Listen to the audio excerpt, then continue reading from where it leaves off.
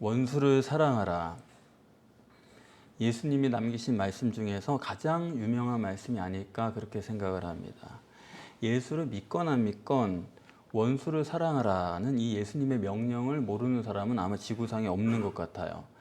마태복음에 한 번 기록되어 있고 누가복음에 한 번, 이렇게 딱 두 번만 기록되어 있는 말씀인데, 이 말씀이 이렇게 지구상의 모든 인류에게 유명한 이유는 사람들에게 익숙한 얘기여서이기 때문입니다. 원수 없는 사람은 아무도 없잖아요.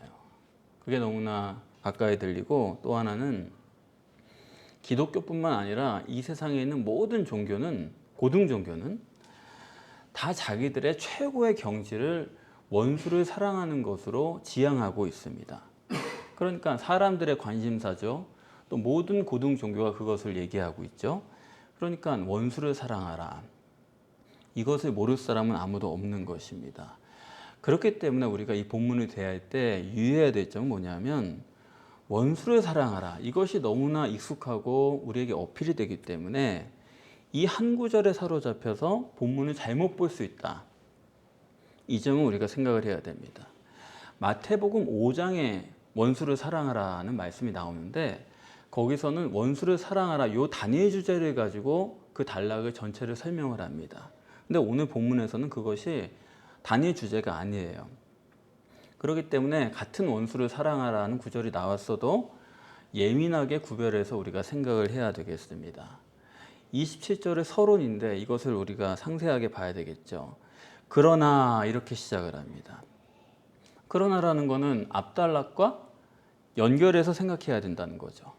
그런데 그러나 그랬기 때문에 앞단락과 연속이면서도 앞단락과는 반대다, 그런 얘기가 되겠죠. 그럼 앞단락이 뭐였냐 하면은, 모든 사람이 너희를 칭찬하면 너희에게 화가 있다, 그런 얘기였습니다. 그러니까 그게 반대니까 이번에는 모든 사람이 너희를 칭찬하면 너희에게 복이 있다, 그런 얘기가 되는 거예요. 그게 전체적인 방향입니다. 이런 복잡해지는 거죠 벌써. 지난번에는 모든 사람이 너희를 칭찬하면 화가 있다 그래 놓고, 이번에는 그러나 하고 모든 사람이 너희를 칭찬하면 복이 있다, 정반대의 얘기를 하는 것입니다. 그러면서 너희 듣는 자들에게 내가 이르노니, 이렇게 말씀을 하세요. 이 말씀은 모든 사람에게 한 얘기가 아니다 이겁니다. 너희 듣는 자다, 한계를 지었습니다. 그러면 너희 듣는 자, 현재 주님 앞에서 듣는 자들이 누구냐? 앞단락과 연계해서 생각을 해야 되니까, 산 위에서 택하신 12사도와 평지의 제자들, 이 사람들이 모여서 예수님의 말씀을 듣고 있습니다. 이 사람들이 예수님의 말씀을 듣는 자들이에요. 그러면 12사도는 어떤 사람이냐? 하나님 나라를 소유한 사람의 의미입니다. 그리고 평지의 제자들은 아직 하나님 나라를 소유하지 않은 사람들의 의미입니다. 다르게 말씀드리면 지금 예수님의 말씀을 듣고 있는 사람들은 하나님 나라를 소유한 유일신 신앙을 가진 사람과 하나님 나라를 아직 소유하지 않은 유일신 종교를 가진 사람들이다.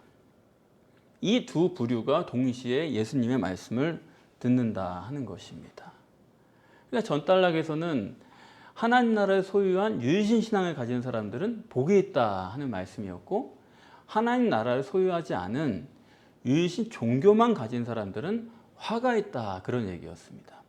그런데 복이 있으려면은 먼저는 자기 마음에 가난이 있어야 돼요. 자기 마음에 부자가 되면은 그거는 화가 있습니다. 그러니까 자기 심령이 가난해야 된다는 건 이거 아주 기정사실이에요. 그래서 오늘 본문에서는 거기에 대해서는 더는 얘기가 없습니다. 그런데 보충할 것이 있다 이거예요. 인간관계에 있어서는 어떠냐 하는 것입니다. 그러니까 지난 시간에는 다른 사람들이 너희를 다 칭찬하면 화가 있다. 그런데 이번에는 다른 사람들이 너희를 다 칭찬하면 복이 있다. 인간관계를 다시 보충하려는 거예요. 왜냐하면 지난 시간에 여러분이 읽으시면 다 의문을 가지시잖아요. 아니 그러면 사람들이 우리를 욕하기만 하면 되나? 그리스도인들은 욕을 먹으면 그것도 문제 아닌가? 그런 생각을 하지 않습니까? 그러한 인간관계에서의 모습을 보충하기 위해서 오늘 본문이 있는 것입니다. 그러니까 앞단락으로는 유일신 종교를 가진 사람들이 박애주의를 실현하고 사람들에게 칭찬을 받고 그러면은 그거는 화가 있다, 그런 말씀을 하신 것이고, 오늘 본문에서는 유일신 신앙을 가진 사람들이 그런 사람들이 박애주의를 실현해서 사람들로부터 칭찬을 받으면 복이 있다. 그렇게 보충을 하려는 거예요. 그러니까 핵심은 뭐냐면 사람들에게 칭찬을 받고 안 받고 박애주의 실현하고 안 하고 그 문제가 아니라요. 내가 누구냐 하는 것입니다. 내가 유일신 종교를 가진 사람이냐 아니면 유일신 신앙을 가진 사람이냐. 그 사람이 어떻게 하냐에 따라서 그것이 복이 되고 화가 된다. 그 문제를 얘기하는 것입니다. 그래서 무조건 하고 원수를 사랑해라. 그러면 되겠지. 그런 얘기가 아니다 이거예요. 그래서 여기 원수를 사랑하라 그랬는데 원수가 누구냐 그것부터 생각을 해야겠습니다. 일반적으로 우리가 원수라 그러면은 그거는 감정적인 문제죠. 그렇지 않습니까? 내가 싫은 사람, 나에게 고통을 준 사람, 그 사람이 다 원수예요. 그런데 본문에서 말하는 원수는 그것과는 다릅니다. 여긴 굉장히 구체적이에요. 뭐냐면 유일신 신앙과 유일신 종교의 대비잖아요. 계속해서. 이건 내 개인적인 차원에서의 원수로 생각하면 안 됩니다. 이건 하나님 나라의 차원에서의 원수가 누구냐 하는 것을 구체적으로 말하는 거예요. 그래서 유일신 신앙을 가진 사람의 원수는 누구냐? 유일신 종교인입니다. 그게 원수예요. 그렇게 보시면은 우리 예수님의 십자가도 명확하게 이해가 되죠. 예수님은 십자가에 못 박은 사람이 누구예요? 빌라도가 아닙니다. 예수님은 십자가에 못 박은 사람은 유일신 종교를 가진 유대인들이에요. 그러니까 유일신 신앙을 가진 예수님에게는 유일신 종교를 가지고 있는 사람들이 원수예요. 또 유일신 종교를 가진 사람들 입장에서 예수님 같은 사람은 원수가 되는 것입니다. 그렇기 때문에 유일신 신앙에서의 문제는 유일신 종교를 가진 사람들이 항상 문제지 이방인의 문제가 아니에요. 성경의 문제 삼는 거는 이방인이 아닙니다. 이방인에는 관심이 없어요. 오히려 이방인에 관심을 갖는 사람들은 유대교인들입니다. 그러니까 이방인을 선교하겠다는 거는 유대교의 차원에 머물러 있는 거고 기독교가 되면 얘기가 달라요. 그래서 이 점이 정립이 안 됐기 때문에 기독교에서의 선교론도 사실 잘못되어 있어요. 우리는 자꾸 이방인을 선교해야 된다고 생각을 하지만 아닙니다. 그건 유대교에서 할 일이고 그래서 하나님이 유대인들을 부르신 거고 기독교는 뭐냐면 기독교라고 들어와 있는 유일신 종교인들 그 사람들을 영적인 신앙을 가진 유일신 신앙인으로 만드는 그게 기독교의 선교예요. 또 그것이 진정한 구원입니다. 여기서 말하는 원수는 바로 유일신 종교를 가진 사람들. 하나님을 자신들이 바로 믿고 있다고 하는 그 확신을 가진 실제로는 하나님과의 관계가 없는 그런 사람들이 바로 유일신 신앙의 원수가 된다는 것이고 마찬가지로 죄인도 여기 말하고 있지만은 본문에서 말하는 죄인이 누굴까 할 때 우리는 의뢰의 윤리 도덕적으로 문제가 있고 그런 사람들을 생각하기 쉽습니다. 도둑질하고 살인하고 거짓말하고 간음하고 종교적인 그런 죄를 범한 사람들을 일반적으로 죄인이라고 생각하기 쉽지만 여기 본문에서는 하나님 나라를 소유한 유일신 신앙의 입장에서 볼 때 하나님 나라를 소유하지 못한 유일신 종교인이 바로 죄인이에요. 여러분이 이 점을 명확하게 구분을 하셔야 되겠습니다. 오히려 사람들 볼 때는 유일신 종교인들이 더 선하고 의롭게 사는 것 같아요. 안 믿는 사람들보다 낫지. 그렇게 생각하는 그 사람들이 유일신 신앙인이 볼 때는 그게 죄인이다 이겁니다. 왜요? 하나님과의 관계가 없잖아요. 하나님과 직접적이고 개별적이고 구체적인 관계가 없는 사람이 하나님의 사람으로 자처하고 있기 때문에 그게 죄인이다 이겁니다. 그렇게 보시면 오늘 본문이 말하려고 하는 의도가 명확해요. 유일신 신앙에서 일어나는 행위가 있어요. 유일신 신앙을 가진 사람들이 어떤 일들을 해나갑니다. 또 유일신 종교를 가진 사람들도 어떤 행위를 해요. 근데 그 행위가 완전히 다르다는 것을 명확하게 선을 그어야 됩니다. 똑같은 행위를 했어요. 근데 하나는 예수님 말씀으로는 반석 위에 지은 집이고 다른 하나는 모래 위에 지은 집이다 이겁니다. 똑같이 집을 지었어요. 겉보기로 똑같아요. 그런데 예수님 보시기에는 저거는 모래 위에 집을 지었고 이거는 반석이다. 한다고 해서 같은 게 아니다 이겁니다. 예수님께서 그런 말씀도 하셨죠. 나는 포도나무요 너희는 가지니 너희가 나를 떠나서는 아무것도 할 수 없다 그러셨죠. 그런데 아무것도 못합니까? 우리 다 하잖아요. 하나님 떠나 있으면서도 다 해요.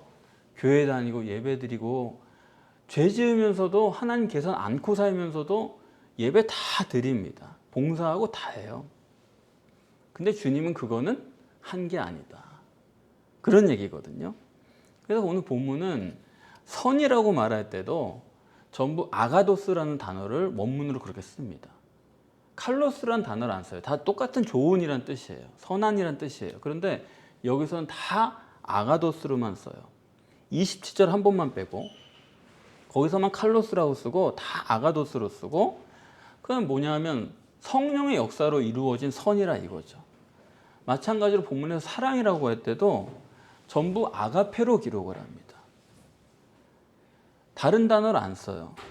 아가페는 내 의지로 한 게 아니죠. 내가 그냥 사랑한 게 아니에요. 성령이 주신 사랑으로 사랑한 거거든요.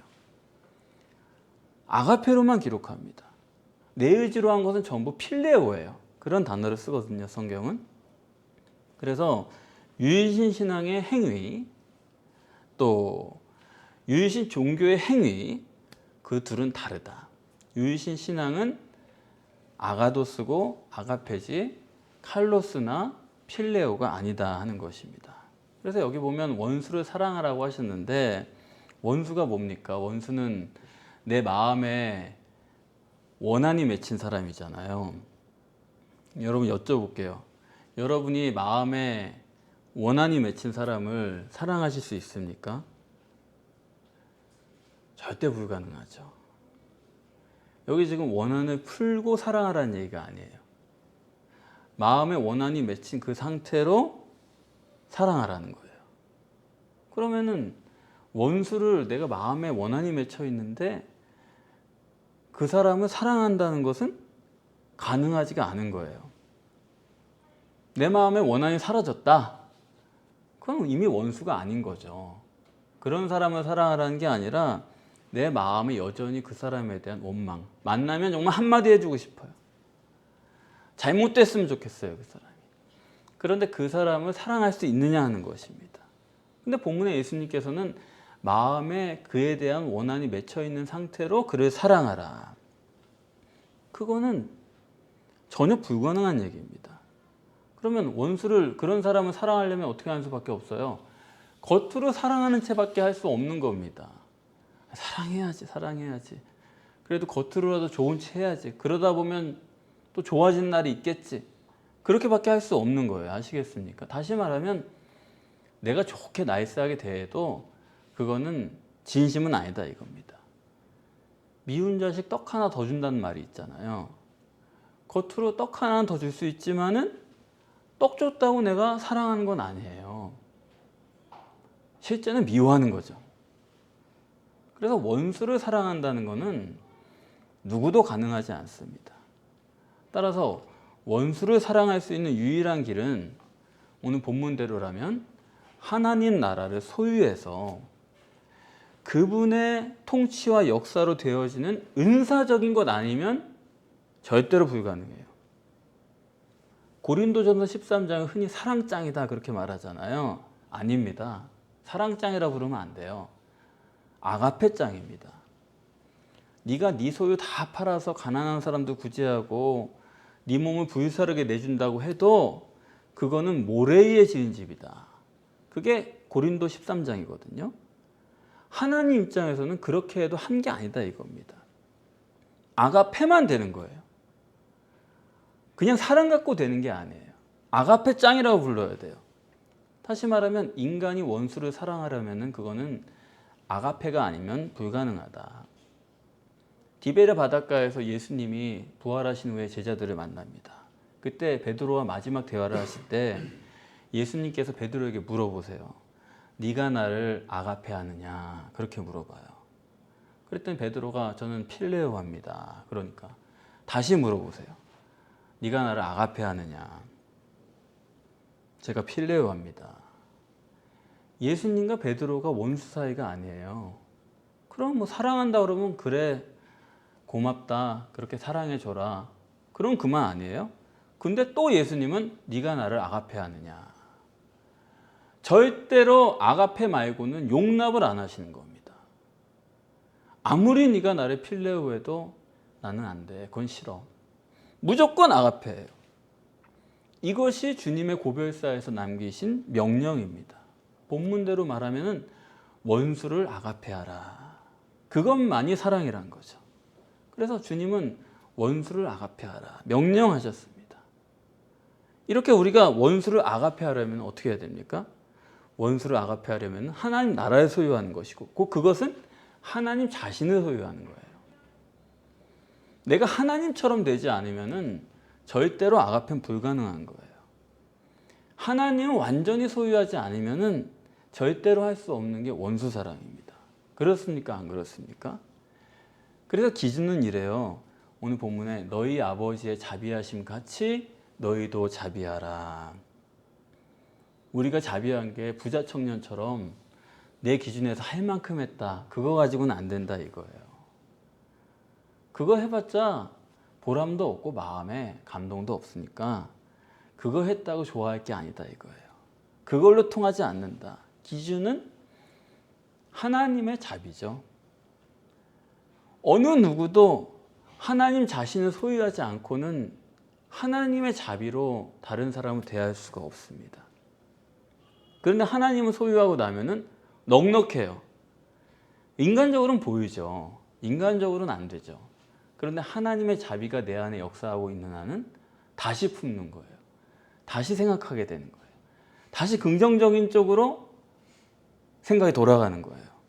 사랑할 수가 있는 거예요. 하나님의 사랑이 있으면 어떤 원수라도 선대할 수가 있는 것입니다. 그래서 저는 교육자 생활할 때 원수 같은 분이 있었죠. 교육자 중에. 저를 엄청 괴롭힌 분이 하나 있었는데 다시 다음에 제가 밖에서 만나면 내가 정말 매몰차게 해야겠다 그런 생각을 많이 했습니다. 근데 길에서 만나요 또. 자주 만나요 또. 어떻게 신기해요. 그런 분을 자주 만나는지. 근데 그때마다 내가 한마디 할까 하다가도 못해요. 그거는 제가 생각이 바뀌어서는 아닙니다. 뭐 잘해줘야지 그런 생각을 하는 게 아니라 저도 모르게 좋은 말이 튀어나와요. 저도 모르게 그를 위로하고 저도 모르게 걱정하고 목사님 어떻게 되셨어요?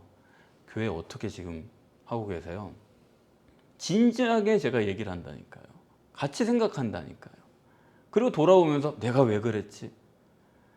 내 마음은 싫거든요. 그런데 하나님이 하시는구나 이거는. 이건 어쩔 수 없는 거다. 그렇게 생각하고 돌아옵니다. 그러니까 하나님은 원수라도 선대해요.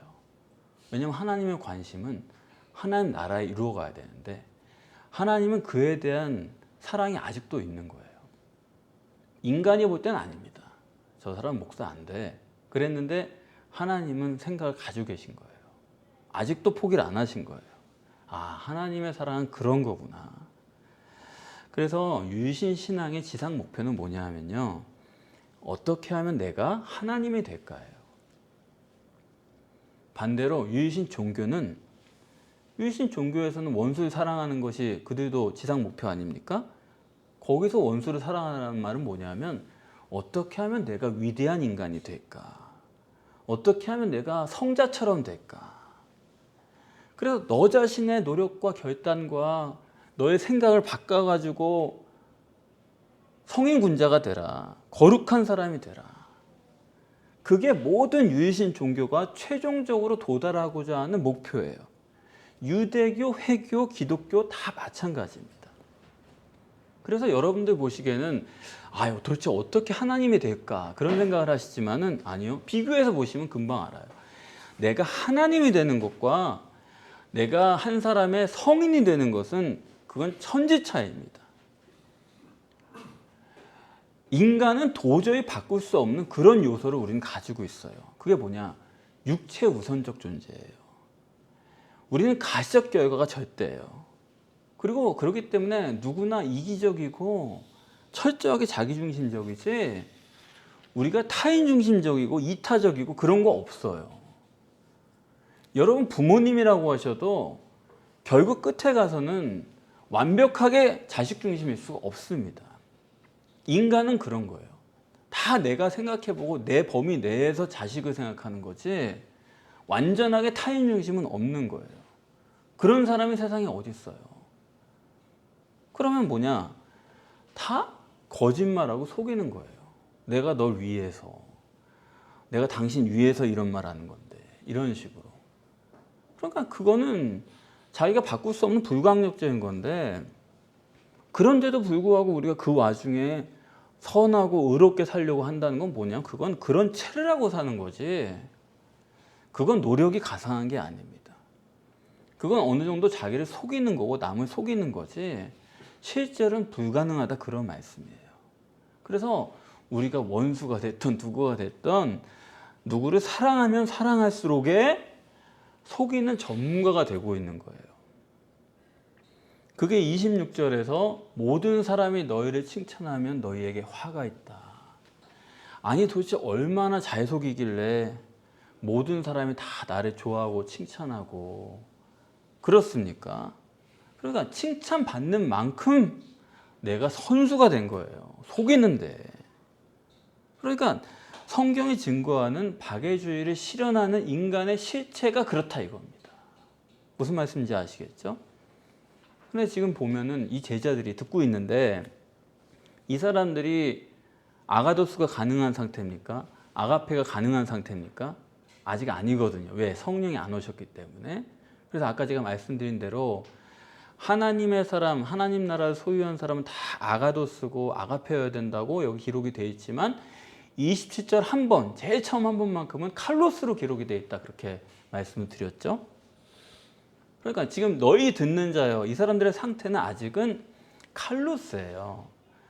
자기 의지로 필레오로 자기 사랑으로 하는 사람들이다 이겁니다. 그러나 장차 너희가 아가페오 아가도스를 이루게 될 사람들이다 그것을 말씀하는 건데 그래서 지금 현재 제자들은 최선을 다해봤자 자기 인간적으로 만들어내는 선이고 선의고 그리고 자기 인간적으로 하는 사랑이고 필레오고 그렇다 이겁니다.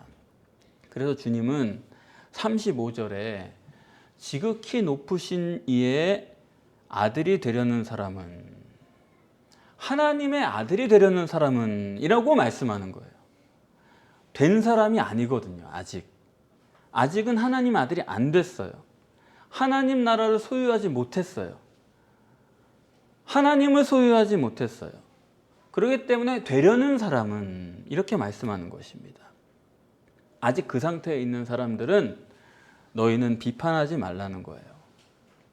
네가 하나님을 소유하지 못한 채로 하는 모든 것은 외모만 보고 하는 거지 그냥 내가 짐작하는 거지 그거는 실제가 아니다 이거예요. 자기 마음대로 하는 거죠. 그 뭐냐? 내가 좋아하면 그 사람 그냥 선한 사람이 되는 거예요. 내가 봐서 그냥 싫으면 그 사람 원수가 되는 거고 그냥 내가 좋은 사람이면 뭘 해도 다 좋게 보이는 거고 내가 싫으면 다 원수처럼 잘못된 거고 그런 겁니다.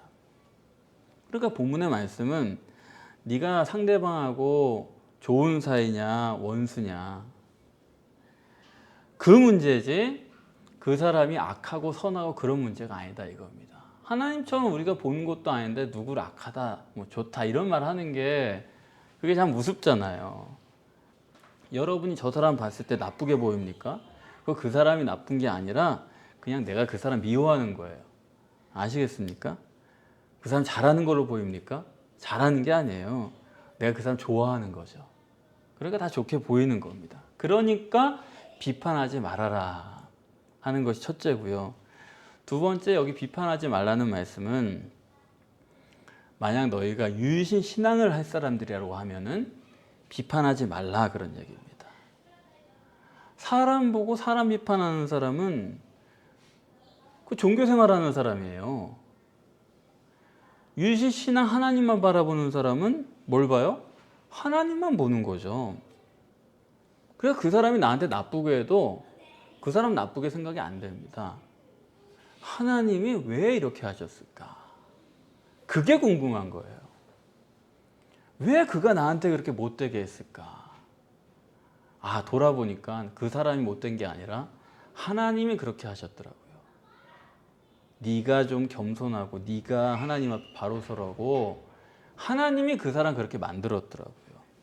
그러니까 하나님만 보는 거죠. 그때부터 유일신 신앙이에요. 원수지간이 있습니까? 그 사람이랑 내가 맞상대하니까 원수가 되는 거지. 어떻게 해야 돼요? 하나님 통해서 해보세요. 하나님하고만 해보세요. 원수가 없는 것입니다. 하나님은 제1 원인이거든요. 그것을 추구하지 않는 사람은 유일신 신앙을 하는 사람이 아닙니다. 욥의 친구들을 보세요. 욥의 친구들을 보면 마치 하나님을 생각하는 것 같아요. 근데 그거 잘 읽어보면요, 그 사람들이 욥을 보면서 비판해요. 야, 네가 뭐 잘못한 게 있으니까 하나님 이렇게 하시지. 네가 죄짓지 않았으면 하나님 그러실 리가 없지. 하나님을 끌어들이는데 생각은 벌써 욥만 보면서 생각을 하는 거예요. 사람 기준으로 평가해놓고 하나님은 그러시겠지라고 끌어들여요. 근데 욥은 전혀 달라요. 욥은 하나님 기준으로 자기 고난을 해석하는 거예요. 하나님은 왜 이렇게 하실까? 내가 잘못했다, 누가 잘못했다 그런 얘기가 전혀 없어요. 욥은 하나님은 뜻이 뭘까? 이게 아니면은 유일신 신앙을 포기해야 됩니다. 그래서 구제할 때도 오른손이 하는 일을 왼손이 모르게 하라. 그게 무슨 얘기예요? 하나님만 보고해라. 그렇지 않습니까? 봉사할 때도 헌금할 때도 익명이죠. 사실은 누구 보는 게 아니거든요. 하나님만 보고해라. 사람 보면 안 됩니다. 하나님만 보고. 얼마나 다정스러워요. 그냥 잠깐 그 헌금 집어넣는 그 순간에도 저는 하나님만 보고. 다정스러운 시간이죠. 그렇지 않습니까? 비판하지 말라 하는 것이고요. 세 번째는 왜 비판하면 안 되냐? 유일신 신앙에서 볼 때 선한 것과 유일신 종교에서 볼 때 선한 것이 달라요. 유일신 신앙에서 볼 땐 그건 선한 거예요. 그런데 유일신 종교에서 볼 때 그건 악한 거예요. 거꾸로 유일신 종교에서 선하다고 하는 것이 유일신 신앙으로 볼 때는 저거 완전히 악이네. 반대입니다. 그러니까 비판할 수가 없어요. 같이 다 신앙생활 한다고 해서 같은 게 아닙니다. 달라요. 종교적으로 보면 간단하죠. 주일 출석했냐 안 했냐, 봉사했냐 안 했냐, 헌금했냐 안 했냐, 그런 걸로 선하고 나쁘고 갈라지는 거예요. 그런데 영적이란 건 뭐가 어려우냐? 똑같이 나와 앉아 있어도 거기 있는 사람은 다 다른 겁니다. 그걸 볼 수 있어야 되고 또 그걸 내가 인정할 수 있어야 돼요. 영적 목회하는 사람으로서 제가 가장 어려운 점은 뭐냐면 저를 비판하는 분들을 종종 만나거든요. 그러면은 그 사람이랑 얘기를 해보면은 그분 얘기가 종교적으로 볼 때는 다 맞아요. 그렇게 하는 게 합리적이고 이해도 되고 또 분위기도 좋을 것 같아요. 그런데 영적 입장에서 볼 때는 그거 하지 말라는 건 아니에요. 해도 되는데 한다고 문제가 되는 건 아닌데 영적 입장에서 볼 때는 전부 다 틀린 얘기만 골라서 하는 거예요. 그게 문제인 거예요. 이해는 합니다. 근데 그걸 내가 완전히 받아들일 수는 없는 문제거든요. 그래서 참 그게 곤란한 거예요. 그래서 폄하하는 건 아닌데 사실 그래요. 초등학생이 대학생한테 따지는 그런 느낌? 초등학생 입장에서 맞아요. 그렇게 하는 게 맞아요. 하지만 대학생 입장에서는 그걸 같이 따라할 수는 없다 이겁니다. 그래서 정말 같이 예배드리고 같이 그런 것 같지만은 너무 이게 폭이 커요. 그래서 이방인에서 아예 못 벗어난 그런 분도 있는 거고 대학생까지 다 계신 거고 그렇지 않습니까? 다 옳아요. 초등학생이든 대학생이든. 그러나 진리는 아직 아니다. 유일신 신앙으로서는 받아들이기 어려운 그런 얘기들이 있다 하는 것입니다. 다시 말하면 유일신 종교의 상태에 머물러 있는 거예요. 항상 아가도스가 못 되고 칼로스고, 아가페가 못 되고 자기 의지로 하는 그런 필레오고, 그런 와중에 저는 또 유일신 신앙을 설교를 하잖아요. 원수를 아가페하라는 기준으로 설교를 한다고요. 로마에 가면 로마법을 따라야 한다고 하지만은, 그렇죠, 문턱을 좀 낮춰야 되겠죠. 눈높이를 낮춰야 되겠죠. 하지만 설교는 그럴 수는 없어요, 사실. 영적 목회는 눈높이를 낮출 수는 없다 이겁니다. 왜냐하면 영적 목회라는 것은 영적 목표에 맞게 여러분들을 함께 모시고 가는 거지, 여러분들의 입맛에 맞도록 함께 그냥 같이 저도 노닥거리는 그런 식으로 할 수는 없는 거예요. 그건 직무유기이기 때문에. 그렇지 않습니까? 인격적 관계이기 때문에 여러분들이 목표를 갖는 만큼 성령께서 이끌어 주시지, 나는 모르겠다 가만히 있는데 하나님이 절대로 역사 못해요. 그렇기 때문에 영적 목회라는 사람 입장에서는 부딪히더라도 말씀드릴 때는 말씀을 드려야 되는 게 있는 거예요. 그렇지 않습니까? 종교적으로 할 수는 없다 이겁니다. 그래서 이것이 바로 본문의 의도예요. 우리는 칼로스지만, 저도 그렇고 아가도스여야 된다. 필요밖에 못하지만, 저도 그렇고 그렇지만 우리는 아가페여야 된다. 이것은 주님의 명령이고, 우리가 하나님의 아들을 지향하고 있는 것이지 우리가 모든 사람에게 칭찬을 받는 그런 위대한 사람이 되려는 건 아니에요. 우리 좋은 사람 되려고 이거 하는 거 아닙니다. 우리 자신이 하나님 자신이 되는 것을 우린 지향하고 있는 건데, 내가 지금 자꾸 좋은 인간을 고집한다. 그건 육을 고집하는 거예요. 종교를 고집하는 거예요. 내가 육을 고집하고 종교를 고집하고 그것이 옳다고 한다고 한다면은, 그건 결국 유일신 종교를 추구하는 사람밖에 더 됩니까? 유일신 신앙을 갖지 못하게 되는 거예요. 그건 뭐냐? 하나님과 원수가 되는 거죠. 물론 하나님은 오늘 본문처럼 원수도 사랑하고 선대하시기 때문에 유일신 신앙인이 될 때까지 기다리고 좋은 것을 베풀어 줍니다. 그러나 그것 때문에 우리가 모르는 거예요. 어떻게 보면 하나님의 마음을. 대접받고자 하는 대로 남을 대접하라. 하나님은 자기 자신에게서 우러나서 하나님을 사랑하기 원하시기 때문에 기다리고 참고 모든 것을 조성해 주시는 거예요. 그러나 그걸 모른다고, 하나님의 입장을 모른다고 한다면, 이건 정말 사랑이 어긋나도 한참 어긋난 거죠. 이거는 정말 안타까운 얘기죠. 그렇지 않습니까? 여러분들이 하나님의 아들이 되시려면은 다른 방법이 없습니다. 유일신 종교만 내려놔도 하나님 나라의 소유할 길이 돼요. 두 가지를 같이 하려고 하지 마세요. 두 가지 같이 갈 수 있는 게 아닙니다. 바쁘고 인생이 짧은데 한 가지만 우리가 매진해도 되기가 어려워요. 그런데 그것도 아니고 두 마음 품고 두 가지를 다 같이 한다? 안 됩니다. 둘 다 안 돼요, 그거는. 그렇기 때문에 종교의 틀을 벗어버려야 됩니다. 그거 붙잡고 있다고 우리가 누구도 구원하고 그런 것도 아니잖아요. 여러분이 확실한 효과가 있는 신앙만 추구하시기를 바랍니다. 그럴 때에 종교인들마저도 품고 구원할 수 있는 하나님의 사람이 될 수 있는 것입니다.